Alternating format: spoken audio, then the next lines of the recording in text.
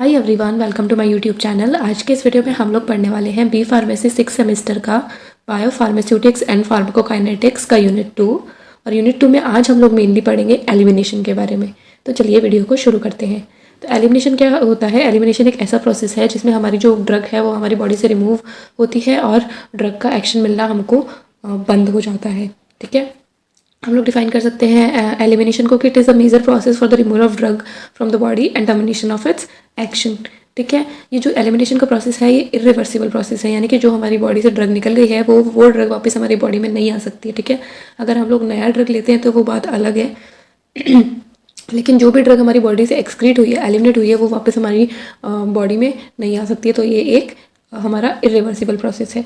उसके बाद हम लोग देखते हैं कि कितने प्रोसेसर इन्वॉल्व होते हैं एलिमिनेशन होने में, ड्रग के एलिमिनेशन होने में कितने स्टेप्स या फिर कितने प्रोसेसर इन्वॉल्व होते हैं। तो एलिमिनेशन में हमारे पास 2 प्रोसेस इन्वॉल्व होते हैं। पहला जो होता है हमारा वो होता है बायो ट्रांसफॉर्मेशन, और दूसरा जो होता है हमारा वो होता है हमारा एक्सक्रीशन। ठीक है, बायो ट्रांसफॉर्मेशन जैसा हम लोग वर्ड से समझ रहे हैं कि अगर हम लोग 2 वर्ड्स में स्प्लिट करें बायो ट्रांसफॉर्मेशन को, तो पहला जो वर्ड होगा वो होगा हमारा बायो और दूसरा होगा ट्रांसफॉर्मेशन। ठीक है, बायो का मतलब हमको पता है कि लिविंग बॉडी या फिर लिविंग ऑर्गेनिज्म या फिर लिविंग सेल, हम लोग कुछ भी कह सकते हैं। और ट्रांसफॉर्मेशन का मतलब होता है कि एक फॉर्म से दूसरे फॉर्म में कन्वर्ट होना। ठीक है, तो हम लोग डिफाइन कर सकते हैं बायो ट्रांसफॉर्मेशन को कि एक ऐसा प्रोसेस जिसमें कोई भी जो हमारा सब्सटेंस है वो एक फॉर्म से दूसरे फॉर्म में कन्वर्ट हो रहा है इन द लिविंग बॉडी और लिविंग सेल। ठीक है, यहाँ पे इसकी डेफिनेशन मैंने लिखी हुई है, chemical conversion of one form to another. ठीक है, यानी कि किसी भी सब्सटेंस का उसके एक केमिकल फॉर्म से दूसरे केमिकल फॉर्म में कन्वर्ट होना, उसको हम लोग बोलते हैं बायो ट्रांसफॉर्मेशन। जो बायो ट्रांसफॉर्मेशन है इसको हम लोग मेटाबॉलिज्म भी बोलते हैं। ठीक है, बायो ट्रांसफॉर्मेशन में क्या होता है? बायो ट्रांसफॉर्मेशन में जैसे मैंने बताया कि एक फॉर्म से दूसरे फॉर्म में कन्वर्ट होता है ड्रग, तो हो सकता है कि हमारा जो एक्टिव ड्रग है वो हमारा इनएक्टिव ड्रग में कन्वर्ट हो जाए। ठीक है, मतलब पहले जो ड्रग था वो एक्टिव था, उसका हमको फार्माकोलॉजिकल एक्शन मिल रहा था, लेकिन अब हम उसका बायो ट्रांसफॉर्मेशन या फिर उसका मेटाबॉलिज्म होने के बाद वो ऐसे फॉर्म में कन्वर्ट हो जाए कि उसका हम लोगों को कोई भी फार्माकोलॉजिकल एक्शन ना मिले। ठीक है, तो इस तरीके का बायो ट्रांसफॉर्मेशन होता है। एग्जाम्पल है इसका फिनाइटोइन का पैरा हाइड्रोक्सी फिनाइटोइन में कन्वर्ट होना। ठीक है, उसके बाद सेकंड हमारा आता है कि हमारा पहले जो ड्रग है वो बायो ट्रांसफॉर्मेशन से पहले भी एक्टिव है और बायो ट्रांसफॉर्मेशन होने के बाद भी जो प्रोडक्ट हमको मिला है वो भी एक्टिव है। ठीक है, इसकी बात करें हम लोग तो ये इसका एग्जांपल है हमारा फिनाइल ब्यूटाजोन टू ऑक्सीफेन ब्यूटाजोन। ठीक है, अब फिनाइल ब्यूटाजोन जो था वो भी हमारा एक्टिव था, और जब फिनाइल ब्यूटाजोन का हमारा मेटाबॉलिज्म होकर जब वो ऑक्सीफेन ब्यूटाजोन में कन्वर्ट हुआ तो भी हमारा वो एक्टिव ही है। लेकिन डिफरेंस इतना है कि जो हमारा फिनाइल ब्यूटाजोन था इसका एलिमिनेशन थोड़ा फास्ट हो रहा था, जिसकी वजह से इसका एक्शन हमको कम टाइम के लिए मिल रहा था, जबकि अगर ये ऑक्सीफेना ब्यूटाजोन में कन्वर्ट हुआ है तो इसका एलिमिनेशन हमारा स्लो हो गया है, और इसकी वजह से इसका हमारे को फार्माकोलॉजिकल एक्शन काफ़ी लंबे टाइम तक के लिए मिलेगा। उसके बाद नेक्स्ट हमारा है टॉक्सोलॉजिकल एक्टिवेशन, यानी कि पहले हमारा जो ड्रग है वो हम लोग को फार्माकोलॉजिकल एक्शन अपना दे रहा था, लेकिन जैसे ही उसका मेटाबॉलिज्म हुआ, ठीक है, उसका बायो ट्रांसफॉर्मेशन हुआ तो वो टॉक्सिक फॉर्म में कन्वर्ट हो गया। ठीक है, वो हमारी बॉडी को टॉक्सिक इफेक्ट्स देने लग गया, वो हार्मफुल इफेक्ट्स हमारे बॉडी में प्रोड्यूस करने लग गया। तो इस टाइप का बायो ट्रांसफॉर्मेशन भी हो सकता है। इसका एग्जाम्पल है पैरासिटामोल जो है, जब उसका बायो ट्रांसफॉर्मेशन होता है तो वो रिएक्टिव मेटाबोलाइट्स में कन्वर्ट हो जाते हैं। उसके जो मेटाबोलाइट्स फॉर्म होते हैं वो हमारे बॉडी हमारे हेपेटिक नेक्रोसिस कॉज करते हैं। ठीक है, यानी कि लिवर को डैमेज करते हैं। ठीक, इसके अलावा हमारे प्रोडक्ट्स होते हैं। तो प्रोडक्ट्स क्या होते हैं? प्रोडक्ट्स जो होते हैं वो पहले इनएक्टिव फॉर्म में रहते हैं और फिर जब उनका बायो ट्रांसफॉर्मेशन हो जाता है तो वो एक्टिव फॉर्म में कन्वर्ट हो जाते हैं अपने, और फिर अपना फार्माकोलॉजिकल इफेक्ट जो है वो शो करते हैं। ठीक है, अगर हम लोग एग्जाम्पल की अगर मैं बात करूँ तो अगर हमारी बॉडी में अगर हमको डोपामिन एडमिनिस्टर करना है तो हम लोग अगर डोपामिन अगर ओरिजिनल फॉर्म में एडमिनिस्टर करते हैं तो वो हमारे ब्लड ब्रेन बैरियर को क्रॉस नहीं कर पाता है। ठीक है, तो इसलिए हम लोग क्या करते हैं कि हम लोग डोपामिन की जगह हमारी बॉडी में लीवाडोपा के फॉर्म में डोपामिन को इंसर्ट करते हैं। फिर लीवोडोपा जो है वो इजीली जो ब्लड ब्रेन बैरियर है उसको क्रॉस कर जाता है, और ब्लड ब्रेन बैरियर को क्रॉस करने के बाद में उसका बायो ट्रांसफॉर्मेशन होता है, यानी कि उसका मेटाबॉलिज्म होता है, और फिर वो डोपामिन में कन्वर्ट हो जाता है, और फिर वो डोपामिन के फॉर्म में अपना फार्माकोलॉजिकल इफेक्ट शो कर देता है। ठीक है, उसके बाद हम लोग देखते हैं कि जो ये ड्रग मेटाबॉलिज्म होता है ये होता कौन कौन सी जगह पे, कौन कौन सी ऐसे साइट्स है हमारी बॉडी पे जहाँ पे ड्रग का मेटाबॉलिज्म होता है। ठीक है, तो मोस्ट कॉमन साइट जो है जहाँ पे मेजर मेटाबॉलिज्म होता है वो हमारा है लिवर। ठीक है, लिवर के अलावा हमारी बॉडी में किडनीज में मेटाबॉलिज्म होता है, लंग्स में होता है, इंटेस्टाइन में होता है, प्लेसेंटा में होता है। ठीक है, लेकिन ये जो किडनी, लंग, इंटेस्टाइन, प्लेसेंटा, यहाँ पे जो मेटाबॉलिज्म होता है ये बहुत कम मेटाबॉलिज्म होता है, बहुत रेयर होता है यहाँ पे मेटाबॉलिज्म। ठीक है, सबसे मेजर जो साइट है मेटाबॉलिज्म का वो हमारा लिवर है। ठीक है, ये हमने देख लिया। और अगर लीवर के अलावा अगर हमारे लीवर के अलावा अगर कहीं पर भी और मेटाबॉलिज्म होगा तो उसको हम लोग बोलेंगे एक्स्ट्रा हिपैटिक मेटाबॉलिज्म, ठीक है। यानी कि अगर हमारी किडनी, लंग्स, इंटेस्टाइन, प्लेसेंटा या फिर कहीं भी और अगर लीवर के अलावा कहीं भी अगर हमारी ड्रग का मेटाबॉलिज्म हो रहा है तो उस टाइप के मेटाबॉलिज्म को हम लोग बोलेंगे एक्स्ट्रा हिपैटिक मेटाबॉलिज्म, ठीक है। उसके बाद में हम देखते हैं कि हमारी जो ड्रग का मेटाबॉलिज्म होता है उसमें कौन कौन से एंजाइम्स इन्वॉल्व रहते हैं, ठीक है। तो जो ड्रग का मेटाबॉलिज्म है वो मेनली दो एंजाइम्स की वजह से होता है, दो एंजाइम्स के प्रेजेंस में होता है। पहला जो होता है वो हमारे होते हैं माइक्रोसोमल एंजाइम्स और दूसरे होते हैं हमारे नॉन माइक्रोसोमल एंजाइम्स, ठीक है। तो माइक्रोसोमल एंजाइम्स क्या होते हैं? माइक्रोसोमल एंजाइम्स जो होते हैं वो ऐसे एंजाइम्स होते हैं जो कि हमारे जो लिवर है या फिर कोई भी और ऑर्गन है उसके माइक्रोसोमल सेल यानी कि एंडोप्लाज्मिक रेटिकुलम में प्रेजेंट होते हैं, ठीक है। और जो नॉन माइक्रोसोमल एंजाइम्स होते हैं वो ऐसे एंजाइम्स होते हैं जो कि हमारे एंडोप्लाज्मिक रेटिकुलम के अलावा कहीं पर भी प्रेजेंट हो सकते हैं, जैसे हमारे साइटोप्लाज्म में प्रेजेंट होते हैं, माइटोकॉन्ड्रिया में प्रेजेंट होते हैं, ठीक है। उसके बाद नेक्स्ट हम लोग देखते हैं फेजेस ऑफ बायो ट्रांसफॉर्मेशन, यानी कि जो हमारा बायो ट्रांसफॉर्मेशन का प्रोसेस होता है, जो मेटाबॉलिज्म का प्रोसेस होता है उसमें दो स्टेप्स इन्वॉल्व होते हैं। जो पहला स्टेप होता है उसको हम लोग फेज़ 1 बोलते हैं और जो दूसरा स्टेप होता है वो हम लोग उसको फेज़ 2 बोलते हैं, ठीक है। मेन जो पर्पस होता है बायो ट्रांसफॉर्मेशन का वो ये होता है कि हम लोग ड्रग को ज़्यादा पोलर फॉर्म में यानी कि वाटर सॉल्युबल फॉर्म में कन्वर्ट कर दें ताकि वो जो ड्रग है वो हमारी बॉडी से एक्सक्रीट हो जाए, और जो ड्रग है उसको हम लोग इनएक्टिव फॉर्म में कन्वर्ट कर दें, ठीक है। उसको फार्माकोलॉजिकली इनएक्टिव फॉर्म में कन्वर्ट कर दे ताकि उसका फार्माकोलॉजिकल एक्शन हम लोगों को मिलना बंद हो जाए, ठीक है। अब हम ऐसा क्यों चाहते हैं कि फार्माकोलॉजिकल एक्शन मिलना बंद हो जाए? तो ऐसा इसलिए क्योंकि अगर कोई भी ड्रग जो है वो कॉन्टिन्यूसली अपने रिसेप्टर से बाइंड रहेगा और अगर एक्शन शो करता रहेगा तो इसकी वजह से हमारी बॉडी में टॉक्सिक इफेक्ट प्रोड्यूस हो सकते हैं, ठीक है। तो इसलिए बायो ट्रांसफॉर्मेशन ज़रूरी है। तो फेज़ 1 में क्या होता है? फेज़ 1 में हमारा जो ड्रग का स्ट्रक्चर होता है उसके साथ हमारे हाइड्रोक्सिल ग्रुप, कार्बोक्सिल ग्रुप और ऐसे सब ग्रुप्स ऐड हो जाते हैं, जुड़ जाते हैं ड्रग के स्ट्रक्चर के साथ और उस ड्रग को ज़्यादा पोलर यानी कि ज़्यादा वाटर सॉल्युबल फॉर्म में कन्वर्ट कर देते हैं, ठीक है। उसके अलावा हमारा जो फेज़ 2 होता है उसमें क्या होता है कि फेज़ 2 में हमारा जो हमारे जो एंडोजीनस कंपाउंड्स होते हैं यानी कि ऐसे ऐसे कंपाउंड्स जो कि हमारी बॉडी में ऑलरेडी प्रेजेंट होते हैं वो जाके वो हमारे ड्रग का जो स्ट्रक्चर होता है उसके साथ कोवेलेंट बॉन्ड फॉर्म करके उस ड्रग के साथ वो बाइंड हो जाते हैं, ठीक है। अभी एंडोजीनस मॉलिक्यूल कौन कौन से जो बाइंड होते हैं तो ये इसका एग्जांपल्स है हमारे ग्लूकोरोनिक एसिड हो गए, सल्फेट हो गए, ग्लाइसिन हो गए, ठीक है। ये सब ग्रुप्स जाके हमारे जो ड्रग है उसके साथ बाइंड हो जाते हैं कोवेलेंट बॉन्ड के थ्रू, ठीक। देखो अगर हमारा जो ड्रग है वो कुछ ड्रग्स ऐसे होती है हमारी बॉडी में जिनके एक्सक्रीशन के लिए उनको इनएक्टिव फॉर्म में कन्वर्ट करना ज़रूरी होता है, जबकि कुछ ड्रग्स ऐसी होती हैं जो एक्टिव फॉर्म में ही हमारी बॉडी से एक्सक्रीट हो जाती है, ठीक है। तो सपोज़ अगर कोई भी ड्रग जो है वो फेज़ 1 में गया, फेज़ 1 में जाने के बाद वो पोलर फॉर्म में तो कन्वर्ट हो गया, लेकिन फेज़ 1 में क्या होता है कि पोलर फॉर्म में तो कन्वर्ट हो जाएगा हमारा ड्रग, लेकिन वो अभी भी फार्माकोलॉजिकली एक्टिव ही रहेगा, ठीक है। तो अगर फार्माकोलॉजिकली एक्टिव फॉर्म में ही अगर वो एक्सक्रीट हो जाता है तो वो हमारा एक्सक्रीट हो जाएगा फेज़ 1 के बाद ही। लेकिन अगर उसको एक्सक्रीट करने के लिए अगर हमको उसको फार्माकोलॉजिकली इनएक्टिव फॉर्म में कन्वर्ट करना ज़रूरी है तो उसके लिए फिर वो जो फेज़ 1 से जो हमको प्रोडक्ट मिला है मेटाबॉलिज्म होके वो फिर फेज़ 2 में जाएगा और फिर उसका ये जो ग्रुप्स हैं एंडोजिनस कंपाउंड्स जो हैं वो आके उससे जुड़ेंगे और फिर वो और ज़्यादा पोलर फॉर्म में भी कन्वर्ट होगा और वो इनएक्टिव फॉर्म में कन्वर्ट हो जाएगा और फिर जाके हमारी बॉडी से एक्सक्रीट आउट होगा, ठीक है। एक बार मैं फिर से समझा देती हूँ कि कुछ ड्रग्स जो होते हैं हमारी बॉडी से वो एक्टिव फॉर्म में ही एक्सक्रीट होते हैं, जबकि कुछ ड्रग्स ऐसे होते हैं जिनके एक्सक्रीशन के लिए उनको इनएक्टिव फॉर्म में कन्वर्ट करना ज़रूरी होता है, ठीक है। तो सपोज़ कोई भी ड्रग जो है वो फेज़ 1 रिएक्शन हुई उसकी और वो पोलर फॉर्म में कन्वर्ट हो गया, लेकिन वो अभी भी एक्टिव तो है ही। तो अगर वो एक्टिव फॉर्म में एक्सक्रीट हो सकता है तब तो वो एक्सक्रीट हो जाएगा, लेकिन अगर वो एक्टिव फॉर्म में एक्सक्रीट नहीं हो सकता तो फिर उसका फेज़ 2 रिएक्शन होगा, ठीक है। वो फेज़ 2 रिएक्शन कंप्लीट करेगा अपना, फिर वो इनएक्टिव फॉर्म में कन्वर्ट होगा और ज़्यादा पोलर फॉर्म में कन्वर्ट होगा और फिर जाके हमारी बॉडी से एक्सक्रीट होगा, ठीक है। फेज़ 1 जो होता है उसको हम लोग नॉन सिंथेटिक फेज़ या फिर फंक्शनलाइजेशन फेज़ भी बोलते हैं, ठीक है।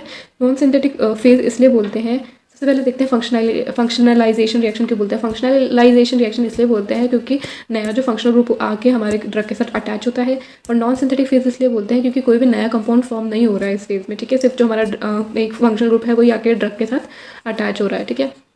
फेज़ 1 जो रिएक्शन है इसके फर्दर 3 सब क्लासेस हैं।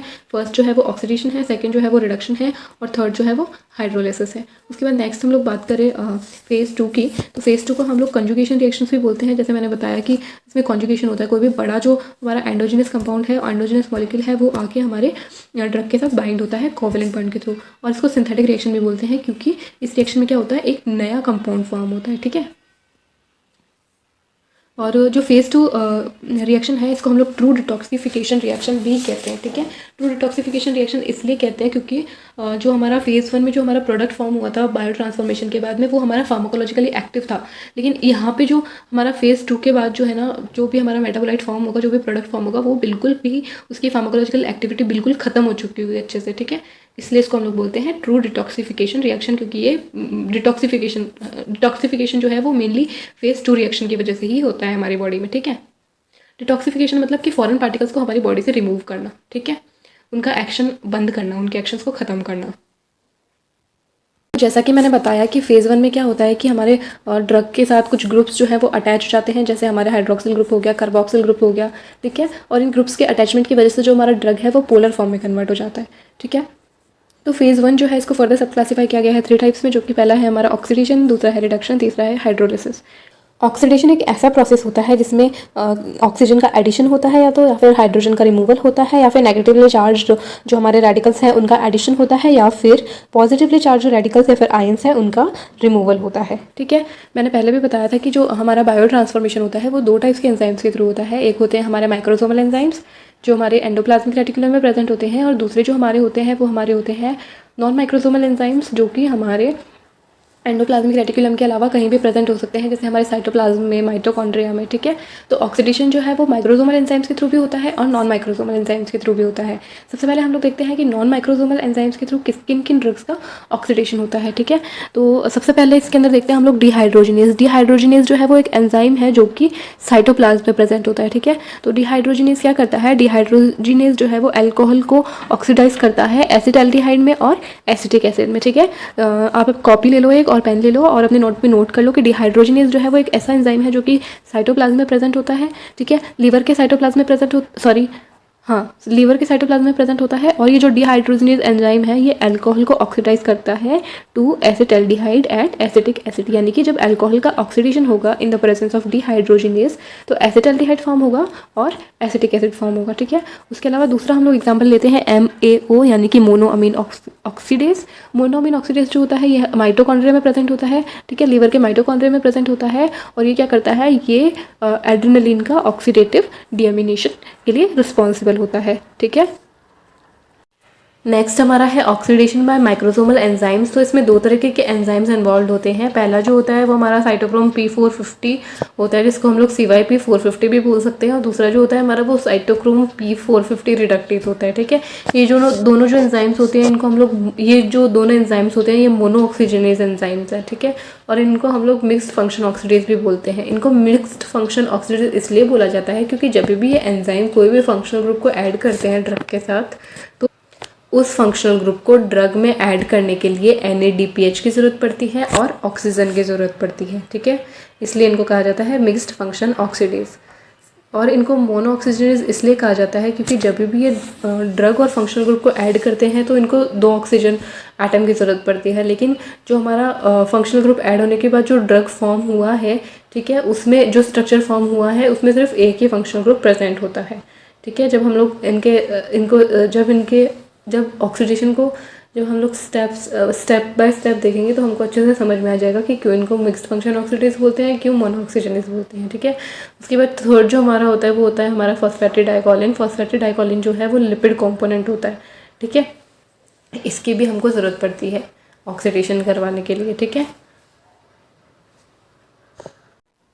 उसके बाद नेक्स्ट हम लोग देखते हैं कि जब कभी भी माइक्रोसोमल एंजाइम्स के थ्रू ऑक्सीडेशन होता है ड्रग का, तो उसमें कौन कौन से स्टेप्स इन्वॉल्व होते हैं। ठीक है, तो इसमें पहला जो स्टेप होता है उसमें क्या होता है कि साइटोक्रोम P450 और ड्रग जो है वो आपस में कंबाइन होते हैं। ठीक है, और cytochrome P450 drug complex form होता है। ठीक है, ये पहला हमारा फर्स्ट स्टेप हो गया। इस साइटोक्रोम में P450 में जो आयरन प्रेजेंट होता है ये फेरिक फॉर्म में होता है। ठीक है, Fe+3 के फॉर्म में होता है। ठीक है, उसके बाद सेकंड स्टेप में क्या होता है, ये जो हमारा साइटोक्रोम P450 ड्रग कॉम्प्लेक्स है ये तो बना हुआ ये है ना, लेकिन सेकंड स्टेप में क्या होगा, सेकंड स्टेप में जो साइटोक्रोम P450 के अंदर जो आयन प्रेजेंट होता है वो फेरिक फॉर्म से फेरस फॉर्म में कन्वर्ट हो जाता है। ठीक है, क्या होता है यहाँ पे कि NADPH जो है वो अपना एक इलेक्ट्रॉन इस आयन को ट्रांसफर कर देता है। ठीक है, और खुद NADP+ में कन्वर्ट हो जाता है, और ये जो आयन है ये फेरिक फॉर्म से फेरस फॉर्म में कन्वर्ट हो जाता है। ठीक है, ये जो कन्वर्जन हो रहा है आयरन का फेरिक फॉर्म से फेरस फॉर्म में, ये हो रहा है साइटोक्रोम P450 रिडक्टेज एंजाइम की वजह से। ठीक है, और ये जो ट्रांसफर हो रहा है इलेक्ट्रॉन का फ्रॉम NADPH टू आयरन, ये हो रहा है हमारे फॉस्फेटिडिल कॉलिन की वजह से। ठीक है, जो कि मैंने बताया था कि एक लिपिड कंपोनेंट है, हीट स्टेबल लिपिड कंपोनेंट होता है ये हमारा।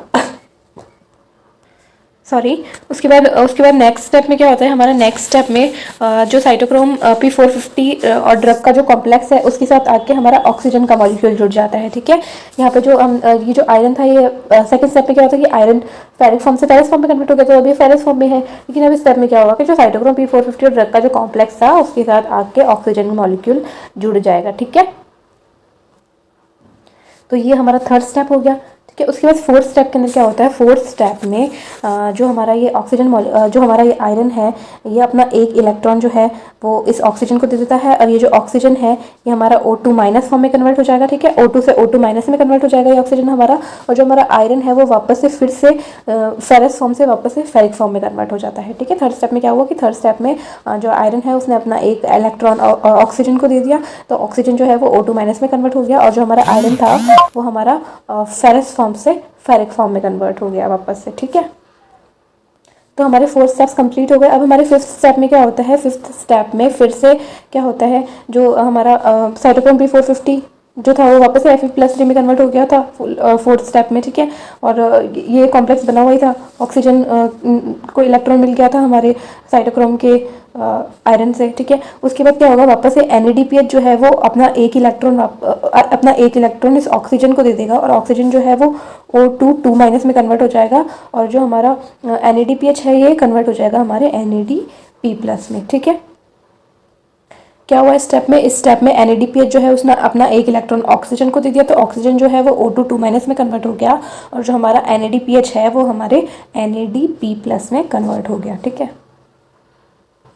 उसके बाद फाइनल स्टेप में हमारे क्या होता है, फाइनल स्टेप में हमारे जो साइटोक्रोम P450 ड्रग कॉम्प्लेक्स है जिसके साथ ऑक्सीजन जुड़ा हुआ है, उन्हीं के साथ हमारे प्रोटॉन्स आते हैं। ठीक है, प्रोटॉन्स आके कंबाइन होते हैं, और ये जो 2 इलेक्ट्रॉन है ऑक्सीजन एटम पे, ये 2 इलेक्ट्रॉन ऑक्सीजन से ट्रांसफर होकर ये प्रोटॉन्स ले लेते हैं। ठीक है, और प्रोटॉन्स लेने के बाद क्या होता है कि साइटोक्रोम P450 हमारा हो जाता है, ड्रग बन जाता है, और फिर क्या होता है कि 2 इलेक्ट्रॉन्स इन्होंने ले लिया, और फिर ये H2O फॉर्म करेंगे दोनों साथ में मिलकर, एक ऑक्सीजन का मॉलिक्यूल जो है उसमें से निकलेगा, और वो ड्रग के साथ आके कंबाइन हो जाएगा, और H2O अलग से हमारा निकल जाएगा। ठीक है, H2 अलग से फॉर्म हो जाएगा रिएक्शन में। ठीक है, तो यहाँ पे इस स्टेप में क्या हुआ कि 2 प्रोटॉन्स आए हमारे, और 2 प्रोटॉन्स ने यहाँ से 2 इलेक्ट्रॉन्स लिए इस ऑक्सीजन से। ठीक है, उसके बाद में क्या हुआ, H2O फॉर्म हो गया, और एक जो ऑक्सीजन आइटम बचा था हमारा वो हमारा ड्रग के साथ आके बाइंड हो गया। ठीक है, तो मैंने बताया था, आपको याद हो तो, कि एंजाइम्स को मोनोऑक्सीजनेज क्यों बोलते हैं, क्योंकि हमने 2 ऑक्सीजन आइटम्स यूज़ किए थे रिएक्शन में, लेकिन जो प्रोडक्ट फॉर्म हुआ उसमें सिर्फ एक ही ऑक्सीजन आइटम हमारा यूज़ हुआ। ठीक है, उसके साथ सिर्फ एक ही ऑक्सीजन आइटम जाके बाइंड हुआ।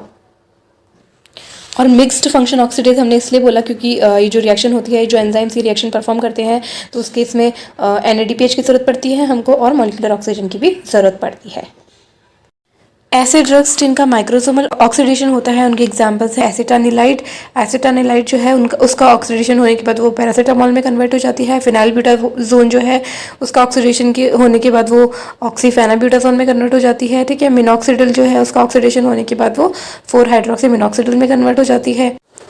उसके बाद नेक्स्ट हमारा है रिडक्शन। रिडक्शन में क्या होता है, रिडक्शन में या तो हाइड्रोजन का एडिशन होता है, या फिर किसी भी पॉजिटिवली चार्ज रेडिकल या फिर आयन का एडिशन होता है, या फिर ऑक्सीजन का रिमूवल होता है, या फिर नेगेटिवली चार्ज रेडिकल का रिमूवल होता है। मतलब रिडक्शन में हाइड्रोजन का या फिर पॉजिटिवली चार्ज आयन का एडिशन हो रहा है, और ऑक्सीजन या फिर नेगेटिवली चार्ज आयन का रिडक्शन हो रहा है। ठीक है, तो ऐसे ड्रग के एग्जाम्पल्स जिनका रिडक्शन के थ्रू जिनकी फेज 1 रिएक्शन होती है, या फिर जिनको रिडक्शन के थ्रू मोर पोलर फॉर्म में कन्वर्ट किया जाता है, उसका एग्जाम्पल है क्लोरमफेनिकॉल। क्लोरमफेनिकॉल का जब रिडक्शन होता है तो वो एरल अमीन मेटाबोलाइट में कन्वर्ट होता है। ठीक है, उसके अलावा जो कॉर्टिसोन है उसका जब रिडक्शन होता है तो वो हाइड्रोकॉर्टिसोन में कन्वर्ट हो जाता है। ठीक है, एक डिसएडवांटेज रिडक्शन का ये है कि ये रिवर्सिबल प्रोसेस है। मतलब अगर आप किसी ड्रग को एक फॉर्म से दूसरे फॉर्म में कन्वर्ट करते हो तो फिर वो वापस अपने ओरिजिनल फॉर्म में कन्वर्ट हो सकता है। ठीक है, सपोज अगर आपने कन्वर्ट किया है कॉर्टिसोन को हाइड्रोकॉर्टिसोन में अगर कन्वर्ट किया है रिडक्शन के थ्रू, तो हमारा जो हाइड्रोकॉर्टिसोन है वो वापस से कॉर्टिसोन में कन्वर्ट हो सकता है, ठीक है। उसके बाद नेक्स्ट हमारा आता है हाइड्रोलाइसिस। हाइड्रोलाइसिस का मतलब होता है कि वाटर की प्रेजेंस में किसी भी केमिकल मॉलिक्यूल का ब्रेक डाउन होना, ठीक है, उसका टूटना, ठीक है, वाटर की प्रेजेंस में, उसको हम लोग बोलते हैं हाइड्रोलिसिस। तो हाइड्रोलिसिस जो है, जिन ड्रग्स का हाइड्रोलिसिस होके वो ज़्यादा पॉलर फॉर्म में कन्वर्ट होती है, उनका एग्जाम्पल है हमारा एट्रोपिन। एट्रोपिन का हाइड्रोलाइसिस होने के बाद वो ट्रोपिक एसिड में कन्वर्ट हो जाता है। और दूसरा इसका एग्जाम्पल है पैथिडीन, जो कि मैप्रिडिनिक एसिड में कन्वर्ट हो जाता है हाइड्रोलिसिस के बाद, ठीक है। इसके अलावा जो हमारा एस्पिरिन है वो सैलिसिलिक एसिड में कन्वर्ट हो जाता है बाय हाइड्रोलिसिस, ठीक है। ठीक है, तो हमारा फेज़ 1 कंप्लीट होता है। अब हम लोग बात करते हैं फेज़ 2 रिएक्शन के बारे में। बॉन्ड फॉर्म कर लेते हैं, ठीक है, और ड्रग को ज़्यादा पोलर फॉर्म में कन्वर्ट कर देते हैं और फार्माकोलॉजिकली इनर्ट फॉर्म में कन्वर्ट कर देते हैं। यानी कि जब ये ग्रुप्स जो हैं वो बाइंड हो जाएंगे ड्रग के साथ, तो हमारा जो ड्रग है वो फार्माकोलॉजिकली इनर्ट हो जाएगा, यानी अपना एक्शन शो करना वो बंद कर देगा, ठीक है। और जो ये हमारे एंडोजिनस ग्रुप्स होते हैं, जैसे हमारे ग्लूकोरोनिक एसिड, सल्फेट, ग्लाइसिन, इन सब का मॉलिक्यूलर साइज जो है वो काफ़ी बड़ा होता है, जिसकी वजह से जब ये ड्रग के साथ बाइंड करते हैं तो ड्रग जो है वो उसका साइज़ भी काफ़ी ज़्यादा इंक्रीज़ हो जाता है, ठीक है। तो जब ये ग्रुप्स ड्रग के साथ बाइंड हो जाते हैं, यानी कि जब ड्रग का मेटाबॉलिज्म हो जाता है, उसके बाद जो हमको प्रोडक्ट मिलता है, ठीक है, यानी कि जो हमको ड्रग का और ग्लूकोयूरोनिक एसिड या फिर जो भी हमारा ग्रुप अटैच होगा उसका जो भी प्रोडक्ट मिलेगा, उसका अगर मॉलिक्यूलर वेट जो है अगर 350 से कम होता है तो वो हमारा यूरिन के थ्रू एक्सक्रीट होगा। अगर उसका मॉलिक्यूलर वेट जो है अगर वो 350 डाल्टन से ज़्यादा होता है तो फिर हमारा जो ड्रग है, ड्रग का जो मेटाबोलाइट है, उसका एक्सक्रीशन बाइल के थ्रू होगा, ठीक है। फेज़ 2 जो है इसको भी अलग अलग टाइप्स में क्लासीफाई किया गया है। फेज़ 2 का जो क्लासिफिकेशन है वो इस बेसिस पर है कि कौन सा ग्रुप आकर हमारे ड्रग के साथ बाइंड हो रहा है, ठीक है, कौन सा ग्रुप जो है वो ड्रग के साथ कोवलेंट बॉन्ड फॉर्म कर रहा है। सपोज अगर ग्लूकोयूरोनिक एसिड अगर आके हमारे ड्रग के साथ बाइंड हो रहा है तो उसको वो जो प्रोसेस है वो ग्लूकोयूरोनिडेशन कहलाएगा। अगर सल्फेट ग्रुप आकर बाइंड हो रहा है तो वो सल्फेशन कहलाएगा। अमीनो एसिड अगर आकर बाइंड हो रहा है तो वो अमीनो एसिड कॉन्जुगेशन बोलेंगे उसको। अगर हम लोग ग्लूटाथियोन अगर आकर बाइंड होता है तो उसको हम लोग ग्लूटाथियोन ही बोलेंगे। एसिटाइल ग्रुप अगर आकर हमारे ड्रग के साथ अटैच हो रहा है, ठीक है, उसको हम लोग बोलेंगे एसिटाइलेशन। और जो हमारा मिथाइल ग्रुप अगर ड्रग के साथ अटैच हो रहा है तो उसको बोलेंगे हम लोग मिथाइलेशन, ठीक है। ये जो अटैचमेंट होते हैं, ये बताया है मैंने पहले भी कि जो अटैचमेंट होते हैं इन सभी ग्रुप्स के ड्रग से वो कोवलेंट बॉन्ड के थ्रू होते हैं, ठीक है। तो सबसे पहले हम लोग देखते हैं ग्लूकोरोनिडेशन, ठीक है। ग्लूकोरोनिडेशन में क्या होता है कि ग्लूकोरोनिक एसिड जो है वो हमारे ड्रग के साथ कंबाइन हो जाता है, कोवलेंट बॉन्ड फॉर्म कर लेता है ड्रग के साथ, ठीक है। अब ये जो ग्लूकोरोनिक एसिड है जो ड्रग के साथ बाइंड हुआ है वो हमको मिलता कहाँ से है, तो वो जो ग्लूकोयूरोनिक एसिड है वो हमको मिलता है UDPGA से, यानी कि यूरिडीन डाई UDPGA,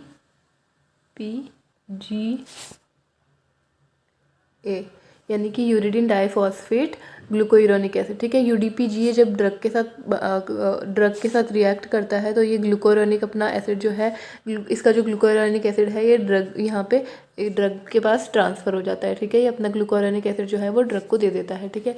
अब बात करते हैं कि UDPGA हमको कहाँ से मिलता है, ठीक है। तो इस प्रोसेस को एक बार हम लोग डिटेल में देखते हैं।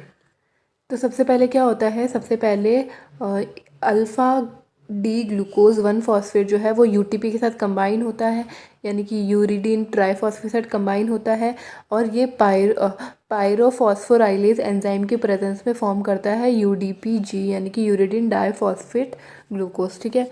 यूरिडीन डाईफॉस्फेट ग्लूकोज हमारा फॉर्म हो गया। अब ये जो यूरिडीन डाईफॉस्फेट ग्लूकोज फॉर्म हुआ है ये हमारे रिएक्ट करेगा 2 NAD+ के साथ, ठीक है, और H2O के साथ, ठीक है, और ये फॉर्म करेगा UDPGA, ठीक है, UDPGA। कौन से एंजाइम की प्रेजेंस में ये जो रिएक्शन होगी वो हमारी होगी UDPG डिहाइड्रोजिनेज की प्रेजेंस में, ठीक है। UDPG डिहाइड्रोजिनेज की प्रेजेंस में रिएक्शन होगी और क्या फॉर्म होगा, UDPGA फॉर्म होगा, यानी कि UDP ग्लूकोयूरोनिक एसिड फॉर्म होगा हमारा, ठीक है।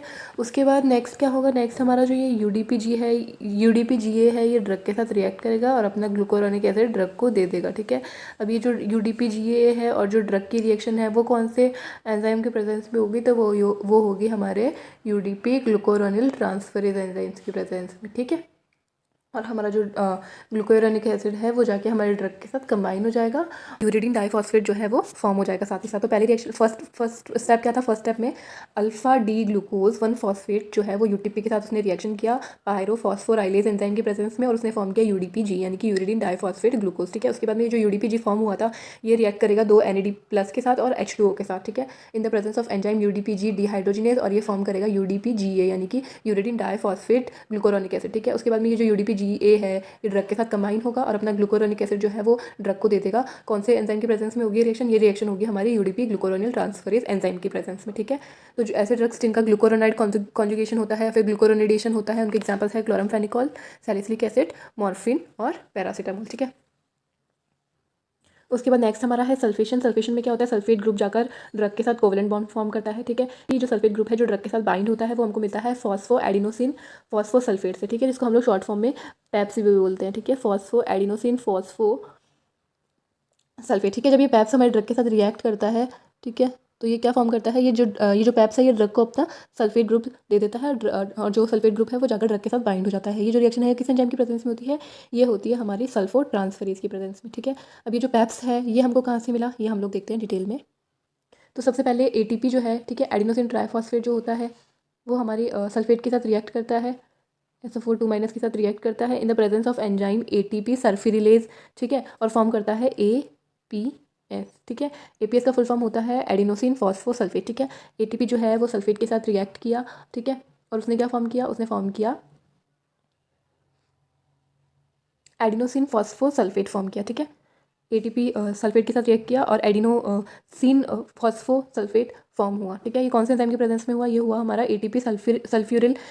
ATP सल्फ्यूरिलेज एंजाइम की प्रेजेंस में। ठीक है, फर्स्ट स्टेप हमारा कंप्लीट हो गया। उसके बाद में सेकंड स्टेप में क्या होगा कि जो हमारा APS फॉर्म हुआ है, ये जो एडिनोसिन फॉस्फोसल्फेट फॉर्म हुआ है, ठीक है, ये अब वापस से ATP के साथ रिएक्ट करेगा, एडिनोसिन फॉस्फेट के साथ रिएक्ट करेगा इन the presence of enzyme ATP phosphokinase और फॉर्म करेगा पैप्स। ठीक है, पैप्स। ठीक है, फिर ये जो पैप्स यानी कि जो फॉस्फो एडिनोसिन फॉस्फोसल्फेट फॉर्म हुआ है ये हमारे ड्रग के साथ रिएक्ट करेगा और अपना सल्फेट ग्रुप ड्रग को दे देगा, तो ड्रग के साथ सल्फेट ग्रुप का कोवेलेंट बॉन्ड फॉर्म हो जाएगा। ठीक है, ये जो सल्फेट ग्रुप का ट्रांसफर है टू द ड्रग, ठीक है, यानी कि जो पैप्स से जो सल्फेट ग्रुप का ट्रांसफर हो रहा है ड्रग में, ठीक है, वो किस एंजाइम की प्रेजेंस में हो रहा है? वो हो रहा है हमारा सल्फो ट्रांसफरेज में। ठीक है, तो ऐसे ड्रग्स जिनका सल्फेशन होता है उनके एग्जाम्पल्स हैं हमारे पैरासीटामोल, साल्ब्यूटामोल और एनिलिन। ठीक है, उसके बाद नेक्स्ट हमारा है अमीनो एसिड कॉन्जुगेशन। इसमें अमीनो एसिड जो है वो कोवेलेंटली बाइंड हो जाता है ड्रग के साथ। ठीक है, अमीनो एसिड की ड्रग के साथ बाइंडिंग के लिए जो एंजाइम रिक्वायर्ड होता है वो होता है हमारा एसाइल ट्रांसफरेज। उसके उसके जो एग्जांपल्स हैं अमीनो एसिड ड्रग्स के जिनका अमीनो एसिड कॉन्जुगेशन होता है वो है हमारा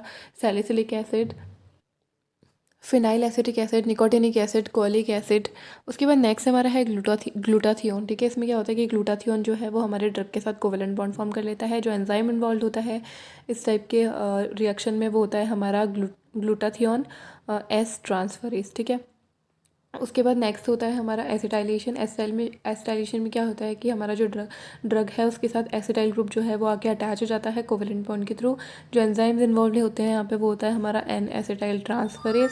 ठीक है, ऐसे ड्रग्स जिनका एसिटाइलेशन होता है उनके एग्जाम्पल्स हैं हमारे हिस्टामिन और मैस्किलिन। ठीक है, और ग्लूटाथियोन कॉन्जुगेशन जिन ड्रग्स का होता है उसका एग्जांपल है हमारा पैरासीटामोल। ठीक है, उसके बाद नेक्स्ट चलते हैं हम लोग मिथाइलेशन पे। तो मिथाइलेशन में क्या होता है कि मिथाइल ग्रुप आकर ड्रग के साथ अटैच हो जाता है। जो एंजाइम इसमें इन्वॉल्व होते हैं वो होते हैं हमारे मिथाइल ट्रांसफरेज। ठीक है, और एग्जाम्पल्स ऐसे ड्रग के जिनका मिथाइलेशन होता है वो है हमारे मॉर्फिन, नॉरएफिड्रिन, मॉर्फिन, ठीक है, प्रोपिलथियोयूरेसिल। उसके अलावा एक और बात कि जो मिथाइलेशन में जो मेटाबोलाइट्स फॉर्म होंगे यानी कि मिथाइल ग्रुप के अटैच होने के बाद, ठीक है, मिथाइल ग्रुप के ड्रग से अटैच होने के बाद जो प्रोडक्ट फॉर्म होगा, ठीक है, जो नया ड्रग प्रोडक्ट फॉर्म होगा या फिर जिसको हम लोग मेटाबोलाइट बोल सकते हैं, वो जो मेटाबोलाइट है वो नॉन वाटर सॉल्युबल होगा। ठीक है, और उसका जो फार्माकोलॉजिकल एक्टिविटी है वो ख़त्म नहीं होगा। ठीक है, अगर और सारे रिएक्शन में क्या है कि मेटाबॉलिज्म होने के बाद या फिर फंक्शनल ग्रुप या फिर एंडोजिनस कंपाउंड के ड्रग के साथ बाइंड होने के बाद जो नया प्रोडक्ट फॉर्म हो रहा है वो फार्माकोलॉजिकली इनर्ट है, वो अपना फार्माकोलॉजिकल एक्शन शो नहीं कर रहा है। लेकिन मिथाइलेशन में क्या होगा कि जब मिथाइल ग्रुप जो है ड्रग के साथ बाइंड हो जाएगा तो जो उसके बाद जो प्रोडक्ट फॉर्म होगा नया, ठीक है। तो वो जो है वो फार्माकोलॉजिकली अभी भी एक्टिव रहेगा, उसकी फार्माकोलॉजिकल एक्टिविटी ख़त्म नहीं होगी, ठीक है। वो जो है हो सकता है कि उसका जो है फार्माकोलॉजिकल एक्शन जो है वो ओरिजिनल जो ड्रग था उससे ज़्यादा मिल जाए हमको, या फिर ऐसा भी हो सकता है कि उसका जो फार्माकोलॉजिकल एक्शन है हमको जो ओरिजिनल हमारा ड्रग था मेटाबॉलिज्म से पहले उसके बराबर ही मिले, ठीक है। So this is the end of the video. अगर आपको वीडियो पसंद आया तो प्लीज़ वीडियो को लाइक करें, शेयर करें, चैनल को सब्सक्राइब करना ना भूलें और कमेंट करके मुझे ज़रूर बताएं कि आपको मेरा वीडियो कैसा लगा, ठीक है। अगर मुझे अपनी टीचिंग में कोई इम्प्रूवमेंट करने की ज़रूरत है तो प्लीज़ प्लीज़ प्लीज़ आप मुझे कमेंट करके ज़रूर बताएं। Thank you so much for watching.